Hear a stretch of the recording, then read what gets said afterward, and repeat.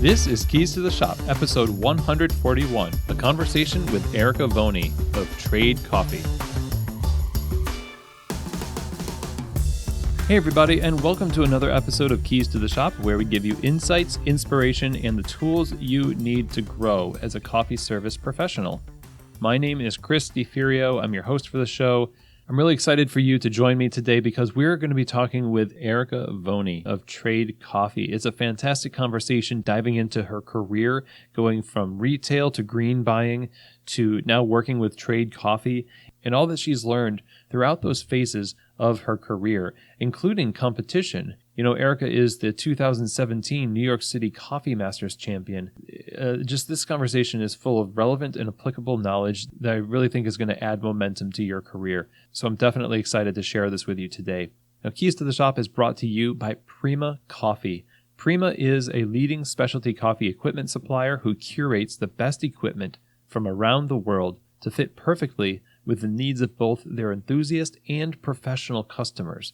Helping you succeed in making great coffee at home or in your shop is what they thrive on. So if you're looking to build a really great home bar, or you want some great equipment for your soon-to-be coffee shop, or you already have a shop but you need to upgrade, or you're expanding and need equipment for your new shop, Prima Coffee can definitely help you out.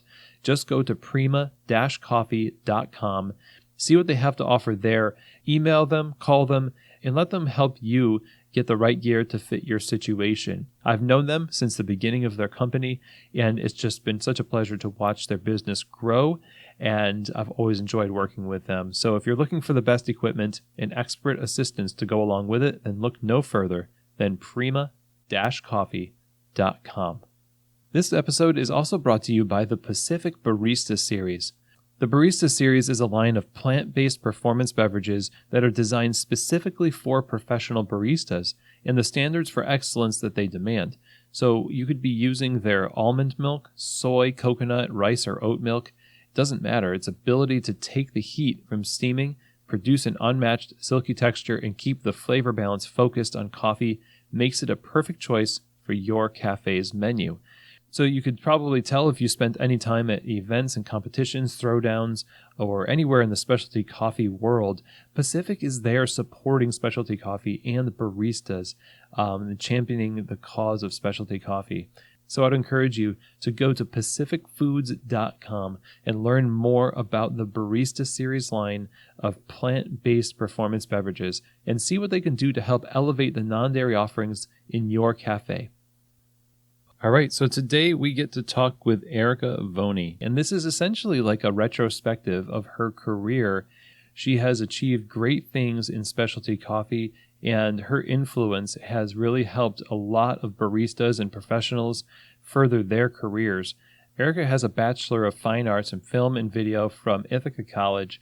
She was the director of events for Everyman Espresso, where she was in charge of creating awesome catering experiences for companies and clients. She was also the director of coffee for Variety Coffee Roasters in Brooklyn.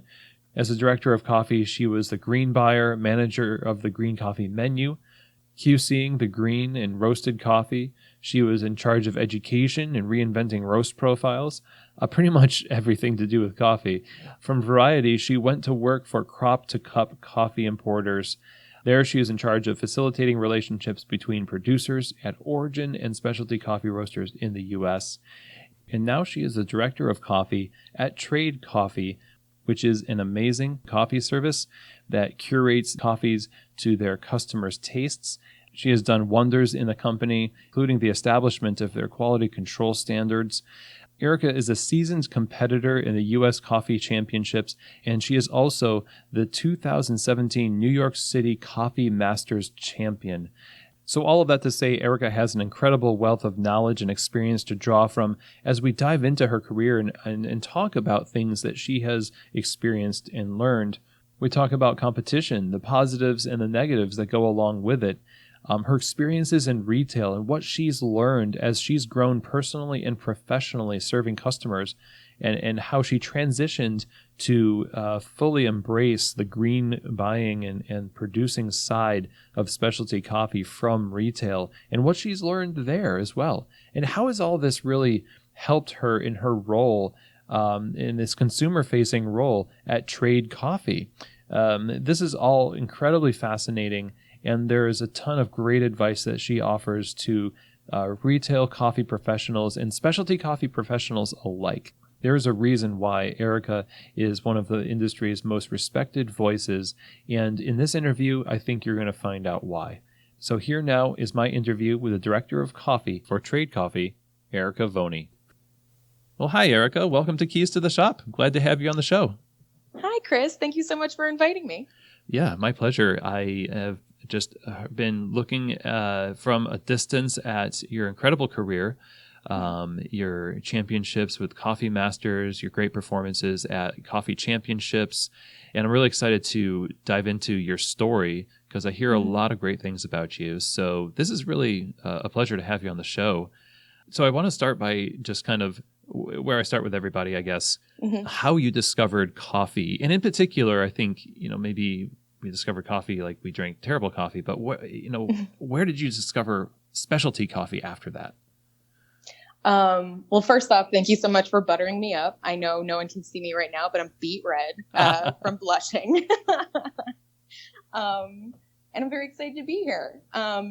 So my first discovery of coffee was my dad. I think a lot of us have similar experiences where a family member introduced us to coffee, but I started drinking coffee when I was young to impress him. And then I got my first coffee job when I was in college. So I started out as a barista when I was 18, and it helped supplement my, I went to school for film and photography, and all of that equipment is very expensive. So working full-time as a barista while going to school full-time was the way that I really got into coffee.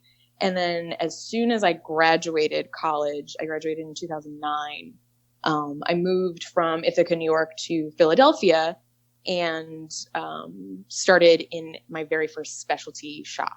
It was called Lovers and Madmen. It was near UPenn's campus in West Philly. It was a counterculture account. And that was the first time that anybody actually taught me how to pull a shot. Nice. So I'd been working as a barista for 4 years, just hoping and praying that syrups would cover up any weird coffee taste if I pulled a shot wrong, and had no idea how to correctly steam milk. So I was doing it for a while before I was like, oh, there's finesse and nuance to this. Okay. Syrups cover up a multitude of sins. They really do. That's a whole nother story, I guess. But so you worked for a while in coffee and discovered it in just this Lovers and Madmen shop. Was the taste difference just really that noticeable? The taste difference was noticeable, but I think the thing that really drew me into specialty was, I had just come out of 4 years of being in a learning state, right? I was just learning constantly and trying to get really good and proficient at something to make a career out of it. And so in 2009, for a little history lesson, we were in a recession, and kids that were graduating college in 2008, 2009, 2010 were having a really hard time finding jobs in their field. And I had a bachelor's of fine art and film and photography, so I should have known that I was going to make a career out of specialty coffee. Oh, no. But the thing that really drew me in was the fact that I was just able to continue learning. I kind of pride myself of being a lifelong student, and I really love just absorbing information. And I couldn't believe that there was so much to keep learning about coffee. It went so much beyond the science and the artistry of how to make a good drink, but hospitality, and then diving even deeper and finding out there's a business supply chain, figuring out all the things there are to learn about origin and variety and soil. And it was it opened this door that was hi, you've been learning for 4 years. You love learning. You can keep learning. So why don't we keep learning on this path now?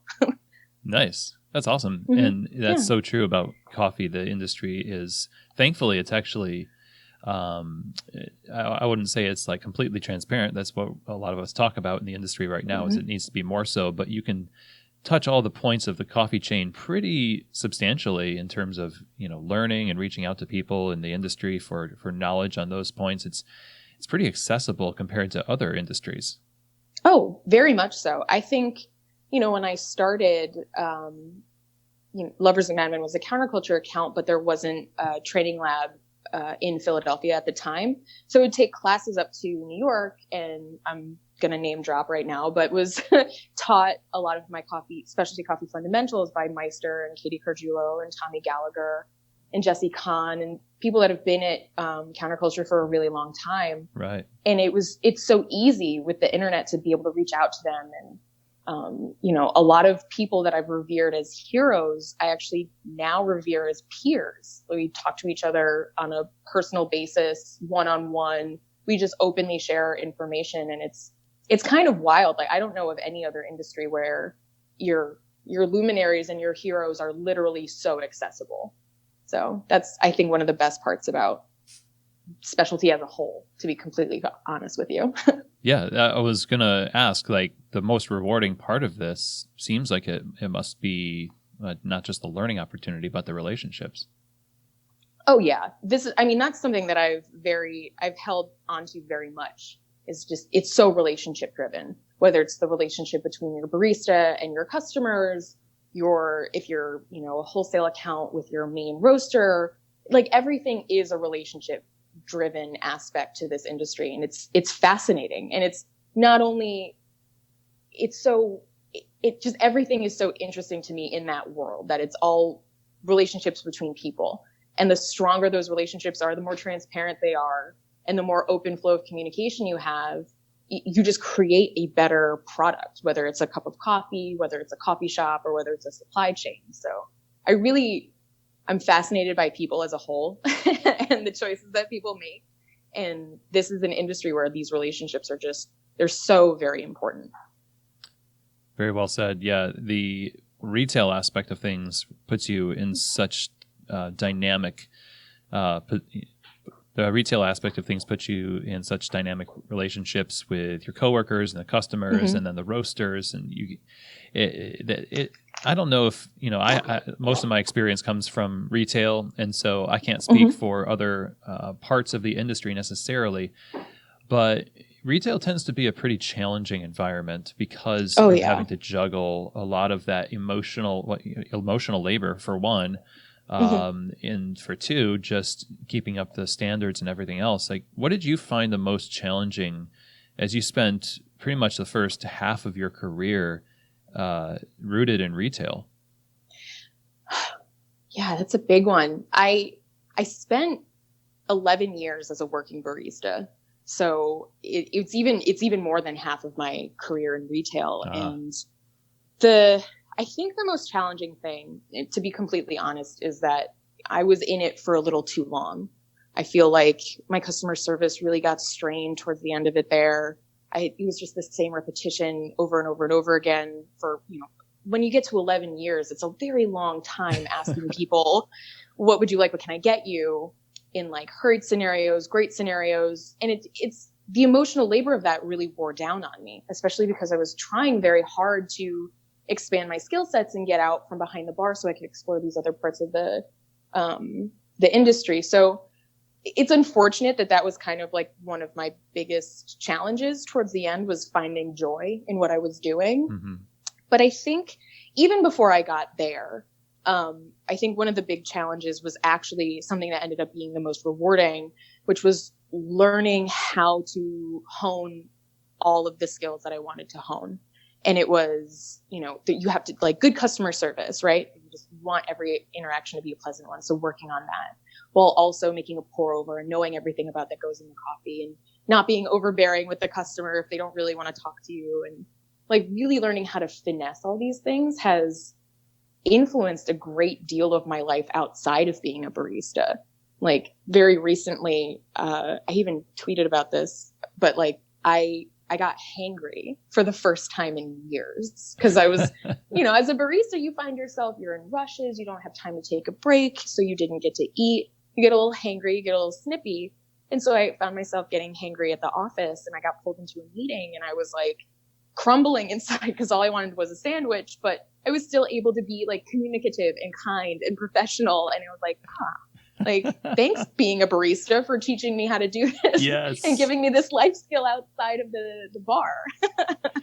That's awesome. I think you touched on such a great point there about being in it for too long, I've experienced that. I'm sure a lot of people, listening to us talk are internally taking an audit of their past few years. If they've been in it for a long time, it could be your wall could be somewhere, north of 10 years or south of it. But knowing yourself well enough to like say, okay, I got what I, need out of this, and I've given what I can, and let's kind of move on. Yeah, definitely. It's hard to really know, especially when you try to like gauge what the job market is, where your next move wants to be, and there might not be an opportunity for you at the next company that you want to move on to. So it's still good to have those goals and also be very tempered about what's actually happening and how real life affects your day to day. But the one aspect of working in retail that we all kind of dip our toe into a little bit is something you dove into head first, which is competition.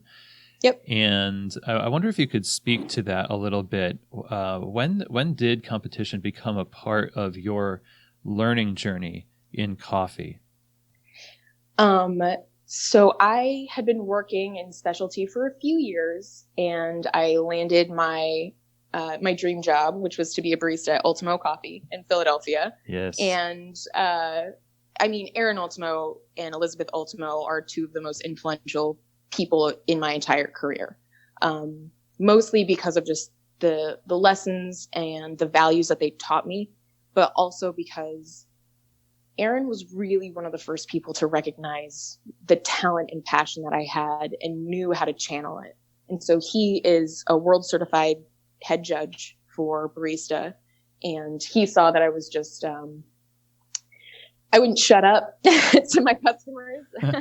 I was very verbose and really talked to them a lot about what I cared about. And so he was like, you should try out competition and see what you like. And that was, I think, the first year that I did it, 2012, 2013. But he just kept believing in me. And that was really big, because the second year that I competed, I did very well in a regional. And I advanced to USBC. I had a bye into semifinals. And there was a lot of talk from people that I admired saying that I was kind of a dark horse. People were coming up to me at USBC and saying, like, we wouldn't be surprised if you take the whole thing. And it really got into my head. And I think the most memorable experience out of competing, aside from winning Coffee Masters, because clearly that's like a crowning achievement, Heck yeah. was the first time that I got to USBC. People are gassing me up. They're making me feel very important. I think that I legitimately have a shot at winning. And I channeled every single one of my shots during my routine. Oh, no. And yeah, it was like a waking nightmare scenario, honestly. Like, it was one of those, like, you have dreams about competing and like you're naked on stage, or you forget your script, or all of your shots channel. And that's what happened. So I was standing on stage and no one knew. The judges knew because they were drinking, but the audience didn't know. I was holding it together. I was getting through my routine. And then as soon as I called time, I was just defeated. Right. And I was like, wow, like I had built myself up so much and I thought it was so important. I was so important and I screwed up so badly. And I mean, I took the L. It really, really hurt. People, like, I got a little bit of a notoriety for being that girl that cried. I definitely let my emotions out. I was on the street just like sobbing because I just couldn't believe how devastated I was. Yeah. And then I just immediately got back on the horse and went back to it. Nice. Because it's any given Sunday, right? It's like a sports analogy. You don't know what's going to happen, and anything could happen. But the thing that really resonated with me was that the routine itself, I still get people talking to me about that routine and what I did and like how memorable it was for them and how it inspired them. So regardless of how I did and how I placed and what expectations I failed for myself, I still managed to do something very good that I'm really proud of. And I think if I hadn't channeled all my shots, things would have gone very differently for me in my career. But the fact that I had to get back and keep proving myself that I actually have talent and skill here and that I like deserve a spot was a driving force for a number of years afterwards. It's a very healthy perspective to take, and competition is such a pressure cooker. There's so many sacrifices you make to get there. It's not just financially, but your time. You can't get that time back. No. And being able to view it that way, it almost seems like through these hardships, they're better in some cases than winning. Or doing well technically, like it affords you this opportunity to grow in a way that you wouldn't have before. Yeah. Oh, definitely. And there's, that unfortunately wasn't the only barrier in competition. And everyone, when you're putting yourself out there and you're really involving yourself so much in these routines and it's taking up so much of your life, any barrier seems insurmountable, right? And another thing that I faced was getting just totally crushed on professionalism on a number of cases, because I am a really intense human being. My voice gets loud and I command a room, and I make you pay attention to me when I care about something and I'm passionate. Mm-hmm. And that came off as unprofessional to people. They thought I was too intense. Or this one year I was wearing a skirt and I'm this really intense, loud, short woman wearing a skirt. And they're like, somehow that crept into my professionalism score and knocked me down a bunch of points. And then the last year that I did, or the only year that I did Brewers Cup, I was just demolished. I didn't stand a chance in the rankings because of my professionalism score. It had nothing to do with the coffee that I presented or the routine that I did. And unfortunately, my head judge was a guy, and my sensory judges were women, and you could see just the difference between what he wrote down and what my sensory judges wrote down. Mm-hmm. And while that became a barrier for me, I made noise about it online, and then coupled with other things that other judges had heard, bias training became a thing that was mandatory for judges. Yeah, that's great. So it is great. I mean, unfortunately my chances got demolished, but honestly, it's okay. Just like channeling all my shots on stage, I keep going, I persevere, I find other ways to find fulfillment in competition.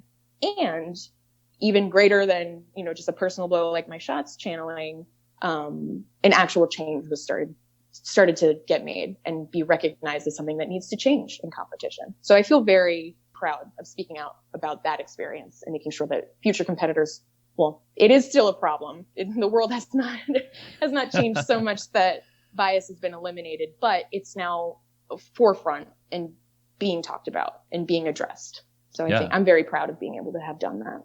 Well, thank you for that. And it's a whole Serena Williams experience, right? Yeah. I would never compare myself to her. By the way, that was your comparison. she is a goddess. Well, there you go. It just seems like we have this desire to prove people in this environment of competition, and sometimes these types of standards that we give, they're not really representative of what you would experience in a coffee shop, because what you just described, like commanding a room and being passionate and all of that, those are types of things that if I was in an environment like that in a coffee bar, I would feel taken care of, Mm-hmm. Here's somebody who's really passionate about what they're putting in the cup. I'm probably going to keep going back because that breeds trust. Mm-hmm. Yeah, no, exactly. And I would bring that level of care and attention and detail from my work and from working behind bar and the way that I treated my customers to my interactions with the judges. I feel like some of my favorite moments on stage competing was making eye contact with a judge and saying something that made them smile. Whether or not they were just so uncomfortable because I was boring them down with my eyes and they're like, oh, okay, I'm going to smile at you. Or not, or whether I was actually making an impact and they appreciated what I said, it's so validating. And you get that same experience with a customer. One of my favorite moments whenever it happened was when a customer would bring their drink back and be like, what was that? That was fantastic. Yes. Right? That level of you dang right. Why don't you come back tomorrow and I'll do the same thing. Mm-hmm. Make it your new normal. Welcome. Yeah. That's sweet. I love that moment you described in my competitions, and your years were so far back. But eye contact and having those human moments lets you know that person actually is human and not this giant, judging monolith. Sometimes customers can seem to be in a cafe. If you don't look at them in the eye and treat them as individuals, it can be scary. Yeah. Oh, definitely. For sure. And I mean, those moments, bringing it all back to relationships, that's for me some of the most fulfilling. It's just here we are. We're here together. We're connecting over this thing that you want, that you're trusting me to make. And I'm going to provide an incredible experience for you, whether it is just the drink itself or if it's, the entire holistic experience of ordering, creating a relationship with your barista and, building trust there. I love it so much. I miss it. Well, switching gears here just a little bit. From this world of retail, you took a turn in your career to begin pursuing the producing side of things through green buying. How did that transpire for you? How did you become attracted to the green buying and producing side of the industry? Well, I think I'd been really interested in that side of the supply chain through competition, actually. There was a routine that I did. It was the one where I channeled all my shots, but I named as many people as I could that I knew that touched the coffee. Like when I was told what transparency was, it was like, oh my God, that's so cool. Like really dove deep. And so the position that I had right before I worked for Crop to Cup, which is the importer that I worked for, was as green buyer. And just talk about like a dream job, right? Like, oh, I'm going to be the belle of the ball and all these importers are going to send me samples and I get to choose how to curate a menu and then work with my roaster and make a profile and like literally make the signature of the roastery that I work for. I loved that. Like that curation aspect was so cool. And then again, relationship driven, knowing where it comes from, having a trusting relationship with my importers, knowing the producers if I had an opportunity to meet them, also not exploiting my producers by just throwing their name on a bag just because I saw it in a transparency report. But if I actually had a relationship with them and was able to reach out and talk to them about what they were doing, all of that was very exciting. So when I moved over working with Crop to Cup who is an importer, all of that world just opened up entirely. And it was super fascinating. And like, while I am very, very happy at my job right now, if I were to leave the sector that I'm in currently, I would want to go back to that side of the supply chain. I just see so much that is happening, so much intention, and so many good things that are coming out of it. And I also see where we can improve. And it's mostly just one woman's opinion on the matter, but like trying to figure out ways, like the climate is changing. Climate change has been something that's been on my mind ever since I found out that it affects coffee, right? At first it was just like, oh, it's just the weather. And then it's like, oh wait, no, it's eradicating my favorite drink and the industry that I work in. So maybe you should pay attention to this. But figuring out how to drive interest into helping the producers still produce, making sure that disease doesn't destroy their crops, finding out ways to create a strong relationship and still buy and honor that relationship, buying those coffees even in a bad year. Like all of those things are very interesting to me. And I think there is a lot of attention paid to it, but because farming, which is what it is, isn't as sexy as like mixology, making a drink, I feel like the amount of attention that should be pushed towards preserving the industry isn't really there yet. So that's always been, not always, but for years now has been something that's very important to me, something that I find very fascinating. And I just, again, like open the door. Here's as much stuff as you want to learn. We can keep learning, like different soil makeup, different like laws, socioeconomic and political laws that like govern the way that we buy the coffee from the country. Like it's just fascinating.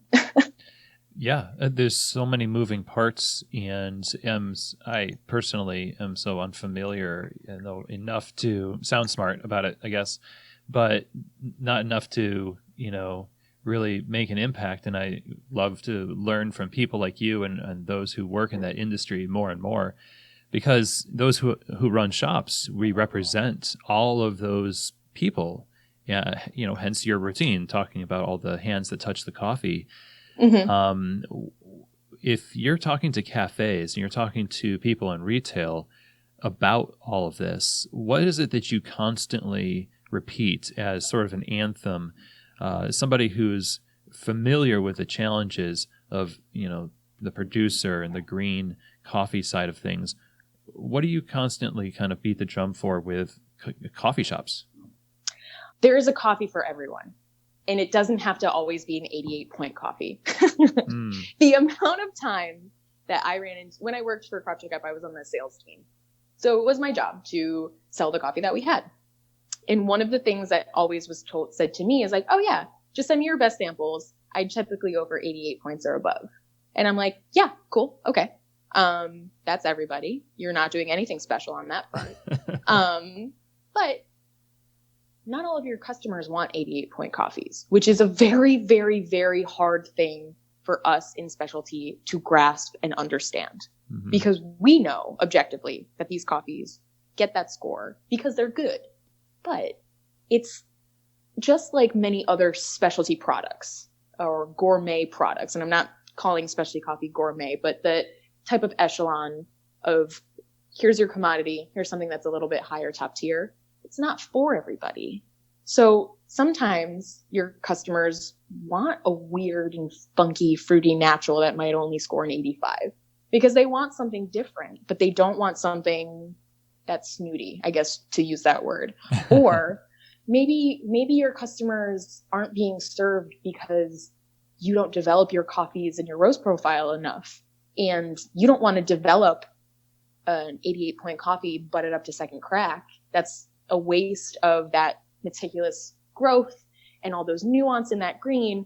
So why don't you give the customers what they want and maybe buy a lower point coffee, maybe like an 83 that actually benefits from more development in your roast profile. Why is that so hard for people? What's behind the tension there? Like, is it we just have a lot of misplaced pride, or what is it? I think, well, it's been what we've been taught, right? We've been taught that these point coffees are special for these reasons and everyone should love them because we love them. Which, yeah, sure, okay. In a perfect world, everyone would get the best possible thing at the lowest price everywhere for everything.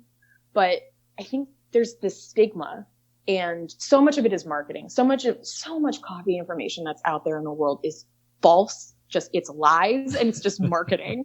And so people don't fully realize that you can make a super nuanced, very special dark roast that has characteristics, that doesn't taste ashy and chalky, that actually has nuance to it.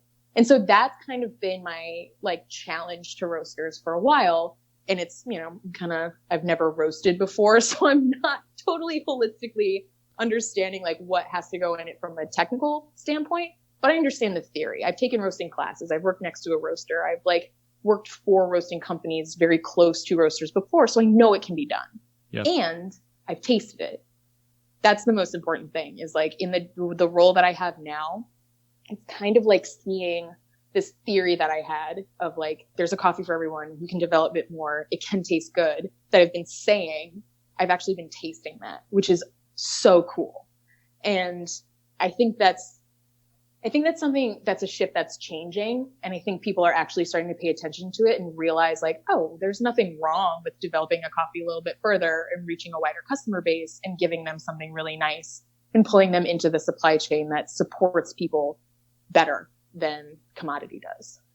So I would assume the benefit of this is twofold then. The customers get what they really want, not the coffee that they feel kind of obligated to buy because they want to be cool, but this doesn't really satisfy their soul necessarily. And the producing end of things, it seems like it's a healthier way of going about buying coffee because it buys more coffee than just the high-end stuff, right? Yep. It buys more coffee from the supply chains that we've set up where we have relationships. We know these people. We know these mills, these exporters, we know them. And we can support them more in hard harvest, in experiments that failed, in X, Y, and Z.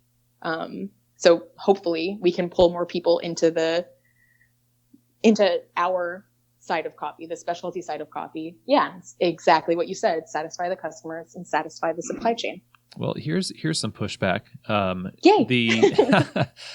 I'm trying to channel what an objection here might be, and that might be that, well, aren't we incentivizing lower quality if we make concessions for lower scoring coffees or coffees that aren't as high quality?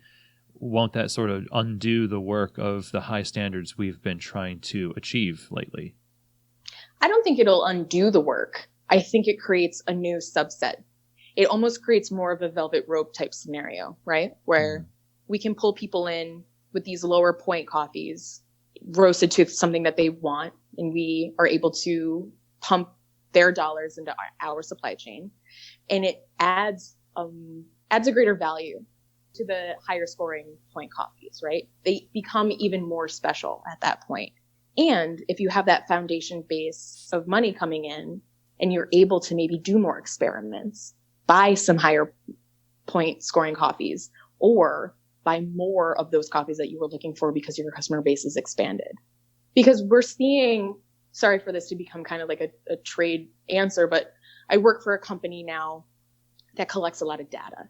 And the things that I'm seeing and these trends that, we're predicting and then sometimes come true, sometimes don't. One of the things that has come true is that about 40% of our customers that come in and want a darker roast kind of level up into something that's a little bit lighter, something that's more nuanced. They're no longer scared of the word single origin and things like that. So it's not 100% of people that come in, but anywhere from 30 to 40%, that's a decent amount of conversion. Yeah, that's kind of a gateway. Yeah, exactly. It's like a gateway coffee. It's like, hey, this is familiar enough to what you've been drinking already, but you can already taste that it's better. And once you become familiar with that and comfortable in this realm, well, let me show you what else we've got too, which is very exciting. Nice. Yeah, at least I think so. Yeah. I mean, people have eyes. They understand. They see there's a whole world they're tapping into. So if you're in your coffee shop and they see you being passionate about all of these coffees and they're sticking to their one, like whatever is the darkest, at the register, it's like, well, I'll take whatever's darkest.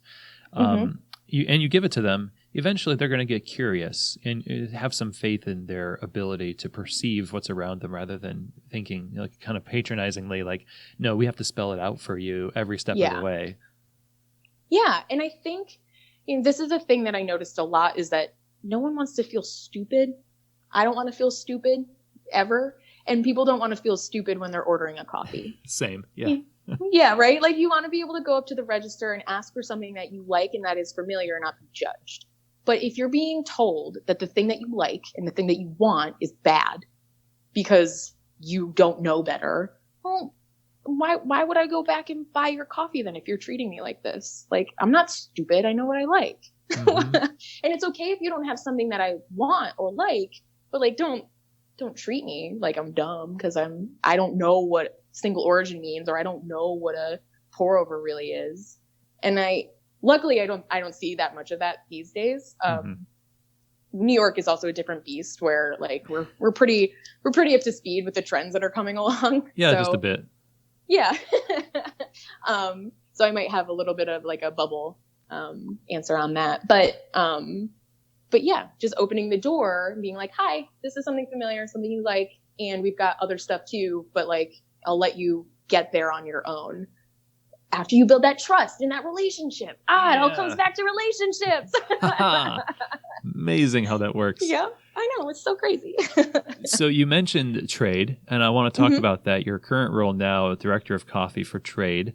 What does trade do? You mentioned collecting data, and what is your role within all of that?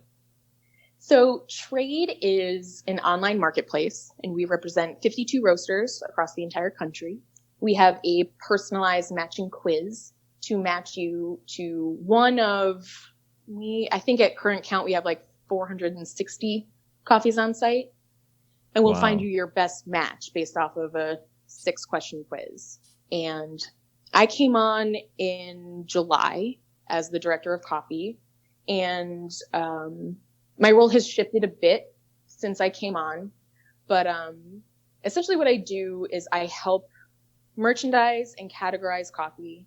I am the media spokesperson, and I also I have a very heavy hand in content creation. So I work alongside every other department to figure out the best ways to talk about coffee, to merchandise it. And I also have implemented and run a QC program. So when I first came on, we didn't have anybody cupping any of the coffees. and making sure that what the roasters are saying, the roast level is, and the tasting notes are actually match up with customer experience. So I implemented QC. I currently have two people on my QC team, Maciej Kasparovich and Caleb Baird.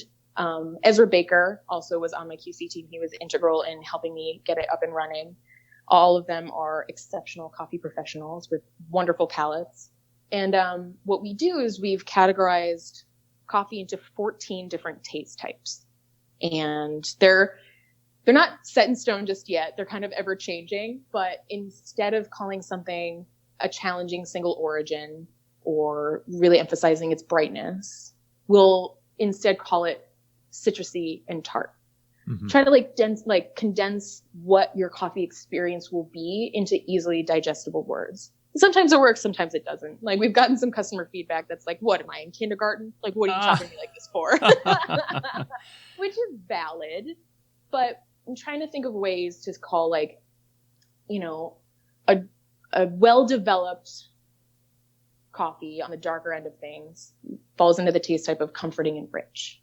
So using language like that to kind of break down the barrier from all the buzzwords and all the industry vocabulary that we know to digest it down into not layman's terms, but ways for everyone who drinks coffee to understand what the experience they're about to embark on will be. That makes sense. Yeah, that's like the opposite of the what judges are looking for in a competition. Yes. It is literally the exact opposite. The cupping form that we created, I love calling it my Fisher-Price cupping form because it is nothing like the SCA cupping form. But what it does is it helps me find that delta between what roasters are talking about and what customers expect. And most roasters don't speak the language of the regular average coffee drinker, and that's fine. That's totally fine. We, like, at Trade, we love brand integrity and, like, the actual signature style of each brand, and we celebrate it. We just also want to make sure that our customers know what they're getting into. Nice.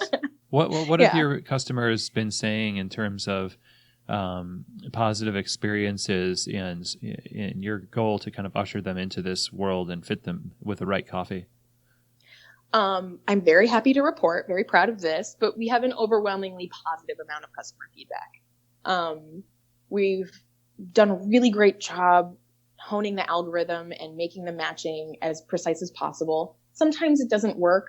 You know, there are these edge cases where, you know, people answer everything that we expect, and then one question they answer much differently, and it just spins them off into, like, you know, a category that they weren't expecting. So we're working on that and fine tuning it. And for a company that's been around for less than a year, I think we're doing absolutely great on that front. One of the coolest things that I keep hearing back from customers is that they love the variety. They love the fact that there's 52 roasters, that there's like almost 500 coffees that they can sift through.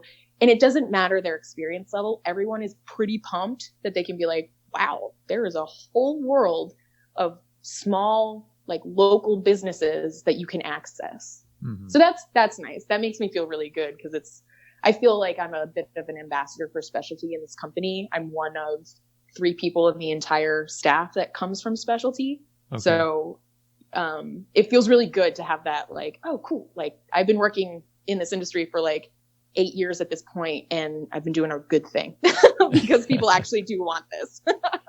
Cool. Well done. Pretty fun. Thank you. You're reminding me of the customer that comes into the coffee shop. Like, you know, I work some 30 hours on bar at Quills right now as a barista in Louisville. And mm-hmm. People will still come in after the company is almost 11 years old, be like, so are you guys new? But they've lived in the city their whole life, right? Yep. Never mm-hmm. have heard of us.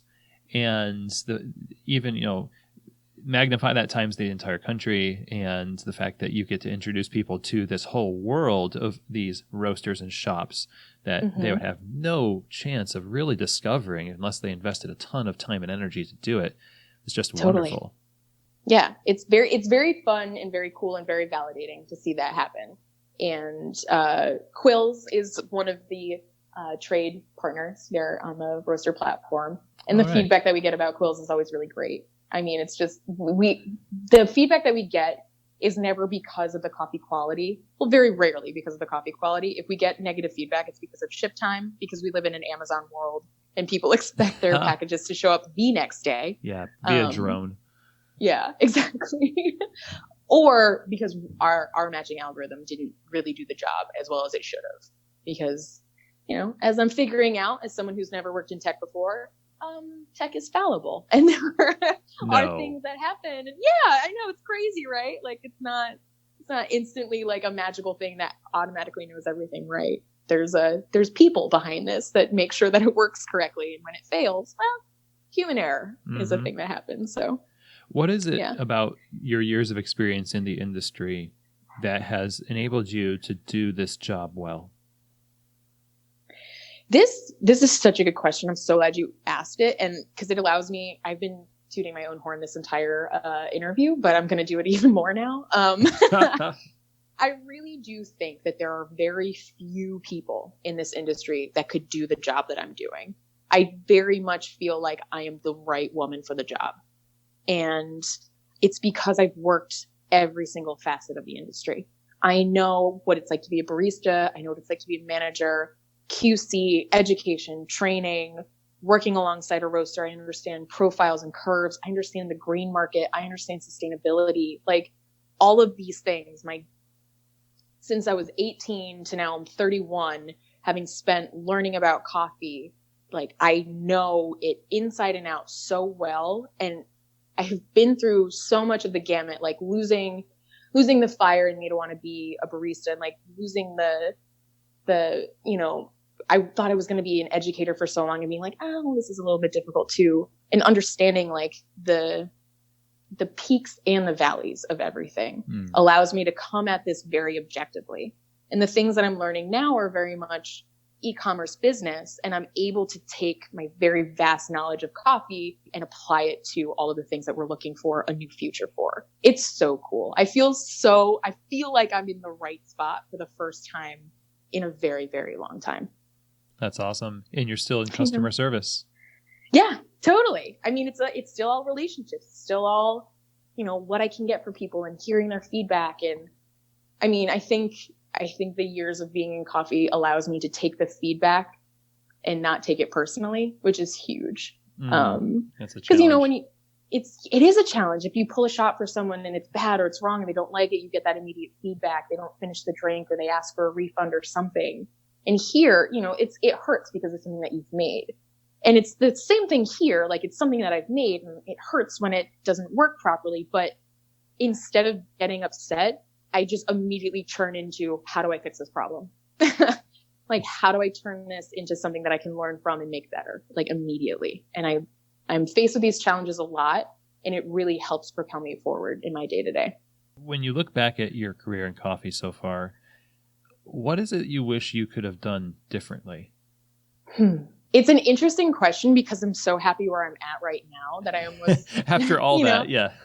Yeah. If anything had changed, I don't know if I would have ended up here. But there is one experience that I had at one company where I didn't realize that I was being gaslit, and I didn't realize that there was someone who was actively trying to make my life difficult and hard.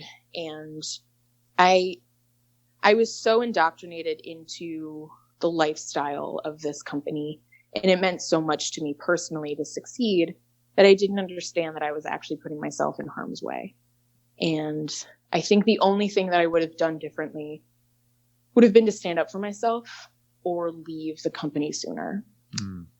And it's a tough one, right? Because you don't want to feel like you've let yourself down. And I don't think that I did. But I do wish that I understood that it was harassment when it was happening and that it wasn't right. And I was thinking that if I just pushed through, I could make it better. And that's not the case all the time. Sometimes you really do, for your health and your safety, just have to move on as much as it hurts. So that's really the only thing I would have done differently. But even, I don't beat myself up over handling it the way that I did and leaving when I did and how I did. It's one of those things where like I look back at my younger self and I just kind of want to hold her and be like, it doesn't have to be this way, baby. Yeah. I mean, that's Yeah. the dark side of these relationships that we're involved with, is that oftentimes we're on the receiving end of somebody else's dysfunction and toxicity, and because we're so passionate about the industry that it doesn't seem like we can jump ship without ruining our chances. Yeah. And there's a lot of baristas that need to hear what you just said. Yeah, I agree. And I've spent a lot of time, and I haven't had the time to make this like a main mission yet, but I allow myself to be available for people who are having trouble.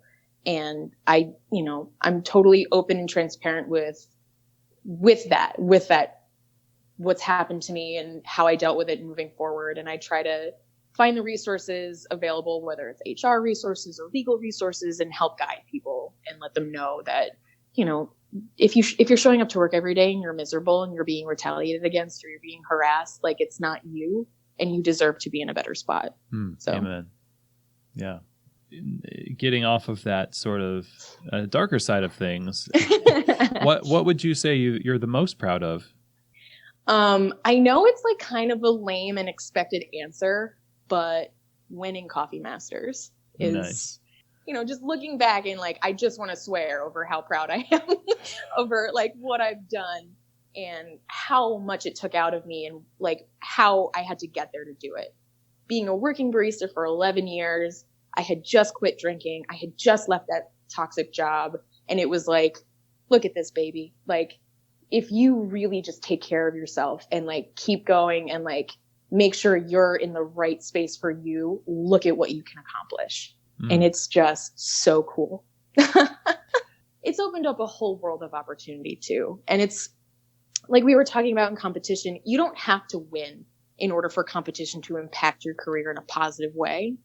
But I never realized what winning would actually do. And it was like, it got me consulting jobs. It put me on the map. It like, helped me get this job where I'm at. And I finally feel like I'm like in the spot that I belong to be in. So it's cool. And the fact that I get to keep going back and emceeing and I see all these new winners. And when Remy Molina won Coffee Masters in 2018 in New York, I was emceeing, and he, like, after he did his final round against Reef Bissett, I was asking them both how they felt, and they're both such gracious competitors. They had lovely things to say about the other person. And Remy was like, I don't even care if I win. I just want baristas in Costa Rica to see how far we can go. And like that, I never would have heard that if I hadn't been in that position already. And it's just like, I'm like tearing up thinking about how much it meant to me in that moment. And it's like, it's just so cool. Oh, that's so powerful. It was really powerful, and it still means a lot to me. So I'm very grateful for Coffee Masters, for having done the work, and then for still being involved with it moving forward. It's really great. Well, keeping on this train of thought, I want to ask you finally here, like, what advice would you have for retail professionals? You've already given some really amazing advice. What advice would you have for people working in retail to really build themselves, build their companies, and thrive in such a way that benefits everybody in the quality chain? I would say for this, there's so many different answers, right? But I think there are two different trains of thought here. There's what you can affect locally and how that impacts the effect globally. And it's really difficult to make global impact. You're only one person, or you're only one shop, or you're only one roaster. But due to the nature of specialty and the fact that it's a bunch of very small communities that all connect with each other and all have experiences that they share, think about the best thing that you can do for yourself and for your local community, and that will have positive impact on a global scale. It's also really, really taxing to try to solve all of the world's problems. Sure. And you can be much more impactful for yourself if you solve your problems, if you solve your community's problems. And even if you don't actively solve everything, if you start to make those steps towards that, you're already moving further down that path of succeeding than you would have if you didn't do anything. So whether it's if whether the problem is, I want to be a manager, I don't want to be a barista anymore. Think about the ways of which that you can benefit yourself and others if you become a manager and you start making steps towards that. Mm-hmm. Or if you're a shop owner and you want to open up a second shop, think about how that can positively impact the community, the jobs that you can create, and the product that you can put out there. And it's solving those problems on a much more local and personal scale has such a beautiful ripple effect into helping to, you create jobs, career paths, strengthen relationships, strengthen your community, and you can see the positive effects that come out of that. That's so wise. Seriously, starting with yourself and what you have in your hands to do, and then working your way out, and then it's so easy to access all this information, and it's wonderful.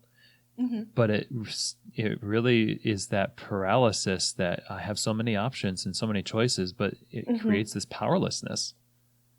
Yeah, definitely. And it's okay. I think it's okay if you don't really even know what that next step is, but you just want to be involved in things. I think like even that you recognize like, cool, like here's where I can go next, or here's like a thought, or here's who I'm inspired by. And you make a very good point with there's so many resources available. Like we are in an industry where no one goes to school to be a coffee professional. We all have to learn on the job and through experience. And because of that, there's so much literature out there. There's blogs, there's your podcast, there are other podcasts, there's SCA, there's like scientific research, world coffee research, there's like the access to this information is at everyone's fingertips. And also just asking the people that you think are your heroes for that information is so easy. Bringing it back to that question or that answer before, this is an industry where the people you look up to, you can hop on Twitter and be like, yo, Erika, I haven't thought about this. What do you think about that? And I love that. And I think, working on yourself, on your local community and leaving a positive wake is so impactful in ways that we don't even see until sometimes months or years later. I love what you've been sharing in this episode, and it does really come back to those relationships and being faithful with kind of what you've been given and looking out to see how you can benefit others as well as growing yourself. And you're seriously a prime example of that. So I'm really grateful to have gotten to know a bit more and learn from you. It's been really educational. Thank you. Yeah. Well, you're welcome. And, we're going to get a chance to explore your community a little bit here in the New York City area. The Coffee Fest is coming to the New York City area in the 3rd through the 5th. And so since mm-hmm. you are the coffee concierge, I wonder if I could just get you to say, like, what is the most awesome thing about the coffee community in New York, and where should people who are going to New York City, whether for Coffee Fest or otherwise, really make a beeline for and check out? I think the most awesome thing about the coffee community in New York are the people. Honestly, I know that's kind of like a rote answer, but if you're out at Coffee Fest and you see the New York City coffee crew rolling around, just tug on them, like grab our shoulders and our sleeves and be like, hey, what's up? We can give you umpteen amounts of advice, just constant, like, you should go here, you should go here, you should go here. Mm-hmm. I think all of the people in New York are like, New York gets a bad rap for being like rude, there's just too many people here to like give the Southern charm and hospitality and say hi to everybody that you see on the street. And New Yorkers in the industry, I've heard through the grapevine, kind of come off as that way as well. And we're not. We're very open and very eager to engage in conversation and like welcome you with open arms.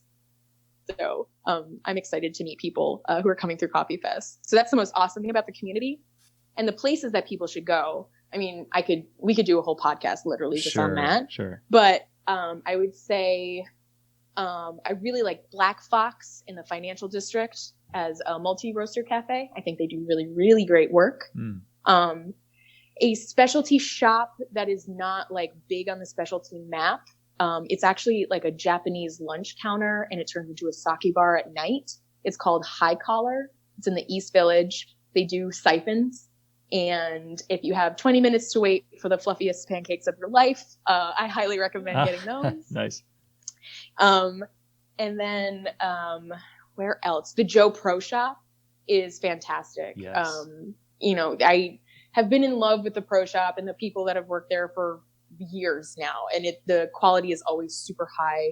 Again, they have their top shelf, but they also have other roasters that have an opportunity to hit their pour over bar. So the Joe Pro Shop for sure. And you may have seen it.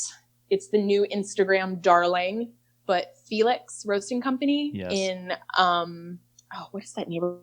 It's like right next to Koreatown. I went on a Saturday and I could not get over the amount of like Instagram influencers that were there. That was like shocking, but it's worth it. The space is unbelievably beautiful. The coffee quality was so cool. The most put together and like fantastically dressed barista I've ever seen in my life served me. So like, it's an experience and a half. Like if you want to come experience like Instagram influencer New York style, like go to Felix for sure. Wow. Yeah. Cool. This is a great start, and I'm making notes myself, so selfishly. Yeah. If you have any other places you want to go or you have any other questions, feel free to hit me up, because like I very much just barely skim the surface here. Oh, yeah, for sure. Well, speaking of that, how can people reach out to you, follow what you're doing, get in touch with you? Yeah, I have a pretty active social media presence. You can find me on Twitter or on Instagram. Both of my handles are anagrams of my name. I get asked this a lot. It's OK and Eerie Evil, which is all the letters of Erika Vonie just jumbled up together. Nice. So you can find me on there. And if you have any coffee questions, you have trade related questions, you can email me, ERIKA, Erika, at tradecoffeeco.com. I'm in my work inbox like 99% of the day. So chances of me seeing your email are very high. Awesome. Well, Thank you again for taking all this time to talk with me and talk with us about your career. It's definitely been inspirational, and we're just happy that you're doing what you're doing in the industry. Thank you so much. Honestly, this retrospective of what I've done, if anything, I mean, I'm glad to have shared it, but I'm really happy to like have sat with it and looked at it myself and remind myself what I've done, which is important. Like reflect on your successes from time to time. It's nice to remind yourself that you're doing good work. Sweet. Well, thank you very much. Cool. Thanks, Chris. Well, it's such an honor to get to talk with Erika on the show and learn from her experiences in the industry. One of the things that I think was, for me, a major takeaway here was in the last part of the conversation where we were talking about basically what you can do to make a difference in specialty coffee. Her advice to figure out what you can do for yourself and your local community, and that will have an impact globally. She had said that we are an industry made up of a bunch of little communities tied together through this similar bond. And so if we act individually and we act locally and we affect positive change for ourselves, for our businesses, and for our local communities, then we're going to see impact on a global scale. And I think that it rings true for what she had been talking about. This whole conversation has been about building faith in herself throughout the industry, and the impact that she's had on the industry has grown as she has grown as a professional. And I think that's a remarkable thing that all of us should take as a lesson, because it's so easy to look to all of the issues happening, and we should be educated about those things, but exploring what those things are that we can do to make a difference right here and right now is really critical. And that, plus, of course, everything else shared in this conversation makes Erika one of the greats. And again, I'm so happy to have gotten a chance to talk with her today. Thank you so much, Erika, for talking with us and sharing your wisdom. I really appreciate you and the work you do. Thank you so much. Now, the very last thing that Erika shared on the show was some recommendations of what to see in New York City. Coffee Fest is coming up, and if you're not aware of that and you are in the area of New York, this coming weekend, Sunday through Tuesday, Coffee Fest New York City, the Jacob Javits Center, is going on. There's a ton of great educational seminars and trainings, and there's competitions like the cold brew competition, America's Best Espresso. There's the Latte Art World Championship.